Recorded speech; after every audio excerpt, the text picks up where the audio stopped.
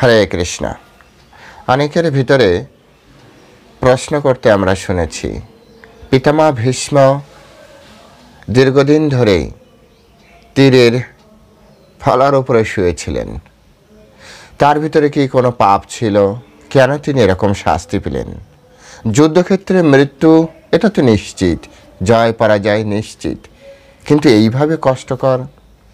তো প্রকৃতপক্ষে পিতামহ ভীষ্মের জীবনী আমরা যা দেখেছি শাস্ত্র অনুযায়ী, পিতামহ ভীষ্মের জীবনীতে কোনো রকম পাপ নেই। পিতামহ ভীষ্মের জীবনীতে কিছু কিছু সময় আছে যে ধরনের প্রতিজ্ঞা তার করা উচিত ছিল না, যে ধরনের ডিসিশন তার নেওয়া উচিত ছিল না, কিন্তু ওই সময় তিনি মনে করেছিলেন ওই ডিসিশনটি হয়তো তার জন্য পারফেক্ট, তাই তিনি নিয়েছিলেন। আর তার ফলে অনেক ধরনের সমস্যা হয়েছিল। এছাড়া তেমন কিছুই আমরা দেখি না। হরে কৃষ্ণা। জয় শিলা প্রভুপাদ কি জয়।